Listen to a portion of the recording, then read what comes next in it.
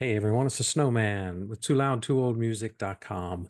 Welcome back to Retro Rock Reviews. And we've spent a lot of time on the first four episodes or so and doing late 60s, early 70s albums. So I thought we'd jump to the 80s and do something in that time frame, since that's kind of where I really got into music was in the 80s. So we're going to pick up with one of my favorite albums from the 80s.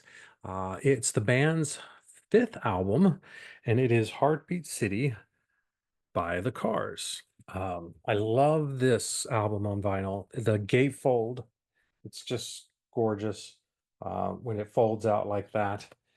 The inside has some pictures of the band members. But I really love the huge cover because they had the name of the album and the name of the band is on the back. And you can tell that because here's all the information from the record company and stuff. Now, there's no barcode on this because this is early 80s. So this isn't or not, I don't know if it's an original pressing, but it's probably pretty darn close. But I just love that. I mean, the cars, and you have a car on the cover and a Plymouth Duster, a 1971 Plymouth Duster, which is pretty cool. Great car. And then it's got this, who is it? Alberto Vargas pinup girl on the front. You can see here. And all that's taken from a 1972 piece by Peter Phillips. And I think it's called Automatic Loop-de-Loop, something like that. I'm not an art guy, so I don't really know.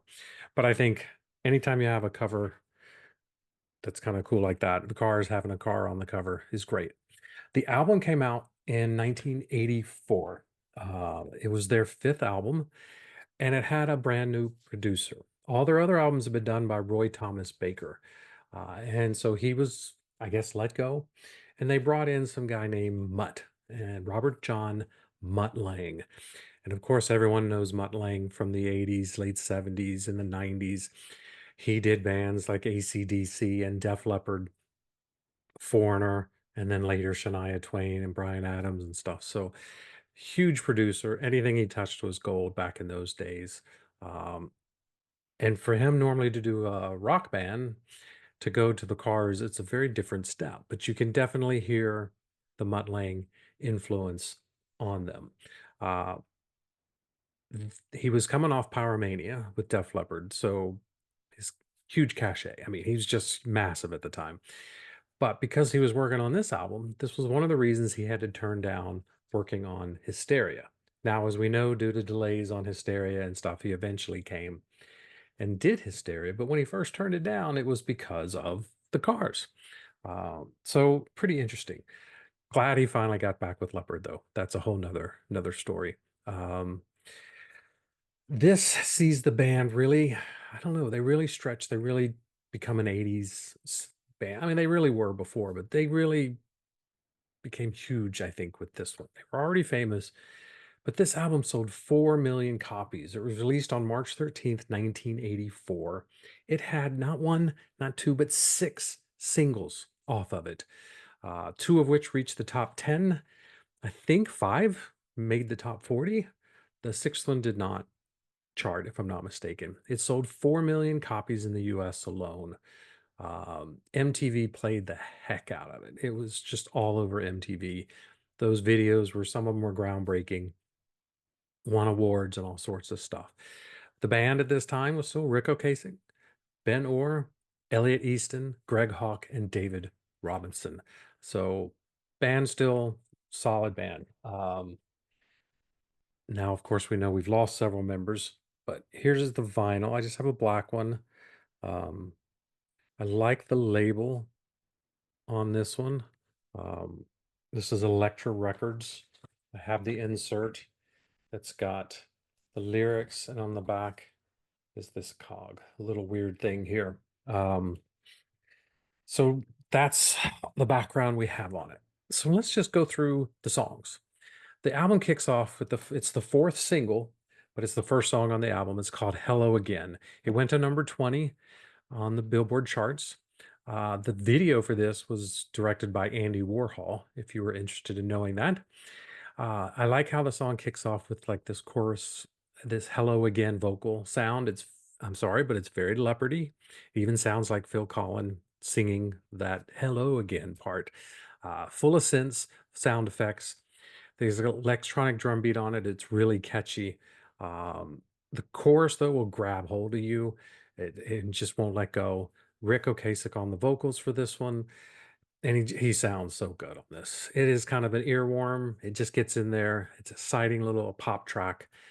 You'll take notice of this and realize this is a kind of a very different sounding. To me, it's a very different sounding album for the band. But what a great start with "Hello Again." The second song is called "Looking for Love." This is, I guess, you would consider a deep cut because it was not a single.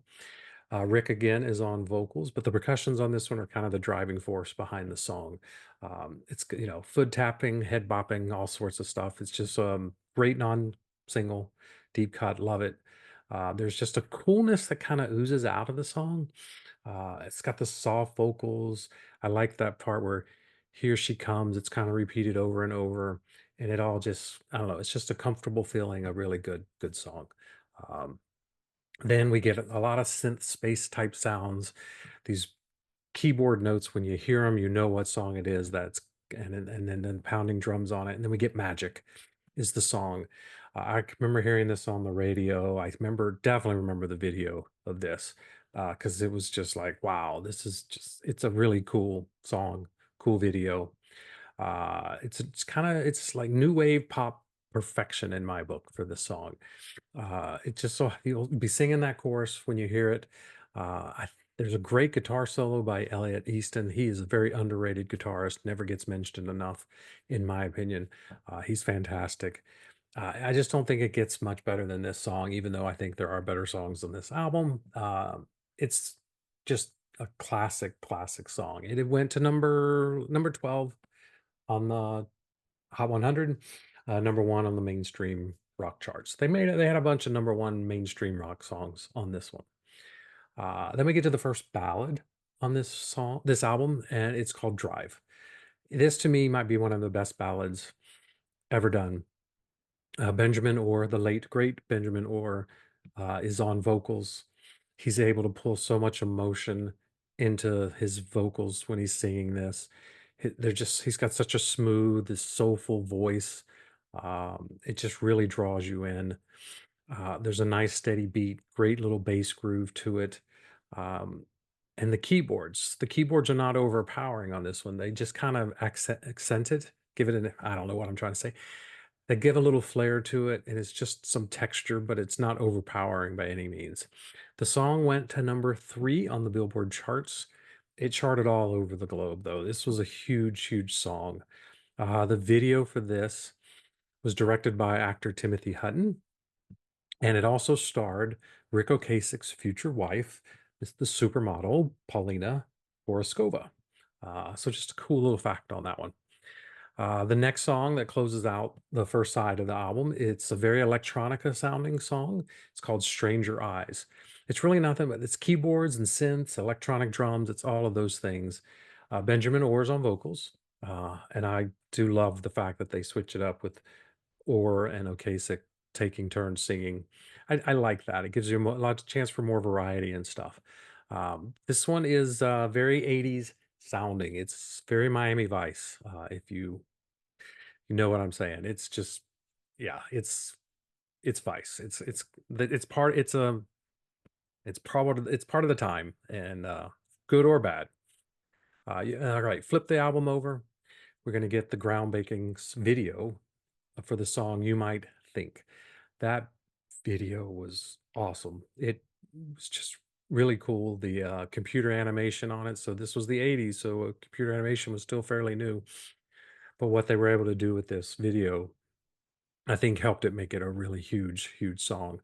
But listen to it on the radio, it's just a fantastic song. So you don't need the video to really enjoy the song.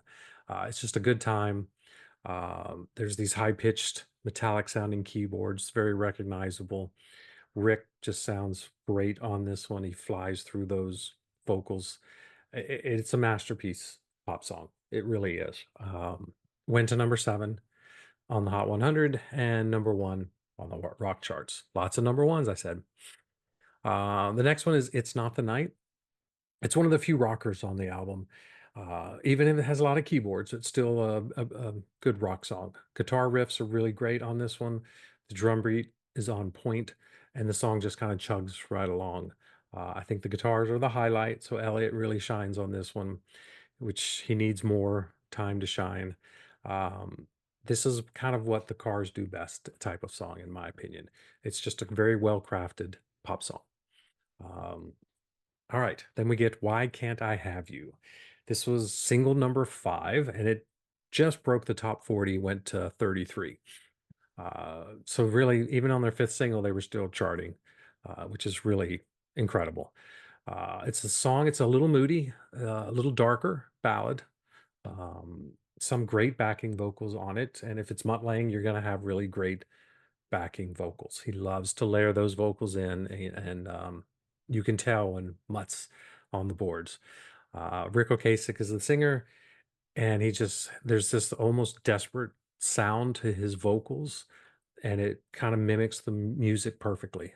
So great, another great song. Then comes I Refuse, and this is the last of the deep cuts. As there are only 4 songs on here that you could call deep cuts because they had 6 singles out of 10 songs, which is impressive. And this is probably my least favorite of the bunch, but I don't hate it. It's just not my favorite song. It's a standard fare with synths and electronic drums. The drums are just not that exciting and engrossing, and it's it's just not as engaging of a track as all the other ones are. So if there's actually one misstep on the album, this is probably it. I Refuse. The final single, number 6, and the last track on the album is the title track, Heartbeat City. Now it didn't chart, so by this time, I guess it was time to stop doing the singles. But there's this real ethereal vibe to it. It's just real delicate. It feels like a drug-induced haze. I don't know. It's this weird vibe to this song. And it's been discussed that the song's about heroin and stuff, but I don't know if any of that's true. Could be. I can see that in the whole vibe of the song. Very electronic. There's a hypnotic, almost a trance kind of feel to it, and you just do get lost in it. I can see this being a little much for radio and why it probably didn't chart because it is so different. But it might be the most interesting and engrossing song on the album, in my opinion. It just has this real epic feel to it, um, and a great way to close out the album. So that's my little take. I mean, it's not. I mean, maybe a 4.5 or a 5. I mean, I can still see giving it a 5, even though I Refuse isn't necessarily one of my favorite songs on the album, but it's just that good of an album. And Mutt Lange at this point, if you touched it, it was gold. So here we go with Heartbeat City, um, by the Cars, and a perfect one. If you see it out there, if you haven't listened to it, it's definitely worth checking out. So thanks for hanging out with us. Please click like, hit subscribe, leave a comment, and we'll get back with you as soon as we can. And we'll see you next week on Retro Rock Reviews.